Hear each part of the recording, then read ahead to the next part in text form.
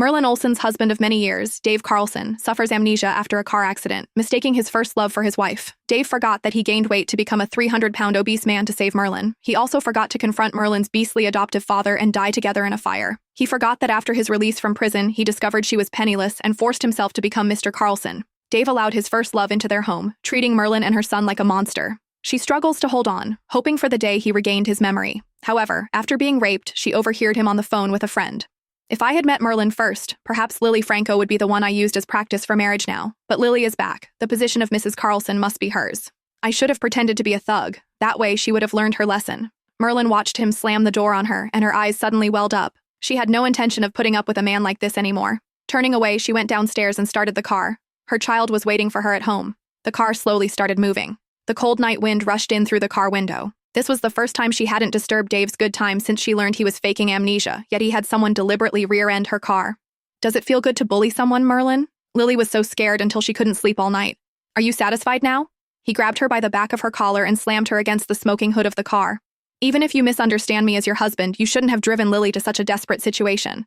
She just returned to the country all alone and helpless. You're still torturing her like this. Are you trying to kill her? Human life matters most. How can you be so cruel and shameless? The hood of the car sizzled against her cheek, but Merlin seemed oblivious to the pain. Who had been the one being mocked from beginning to end? And who was being intimidated now? Was she just supposed to obediently wait to die, without even the right to fight back? At this moment, Merlin finally answered her grandmother's question in her heart. Because Dave no longer loved her. He had risked his life to donate bone marrow for her, served time in jail, and even gone to sea.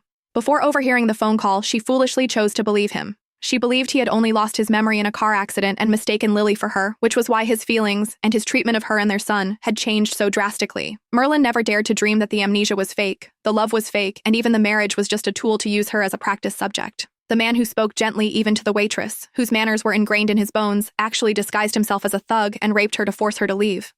Thinking you're my husband. That's right. All these years it was just wishful thinking on her part, just a pathetic joke. She laughed, but unlike her usual gentle laughter, it revealed a calmer and more clear-headed side. Stop pretending to have amnesia, Dave. It's pointless. I'll only ask one question. Have you ever, even for a moment, truly liked me? Dave showed no embarrassment at being exposed, nor did he try to distance himself from her as before. Instead, he smiled slightly, carefree and unrestrained, indescribably handsome. In all these years, she had never seen him smile with such youthful energy, while Lily, with just her appearance, effortlessly possessed a tenderness she could never attain in her entire life. Her eyes instantly reddened, and she hastily lowered her head, burying her tears in her clothes. Answer me. She lowered her head, watching the gradually falling rain, stubbornly wanting an answer,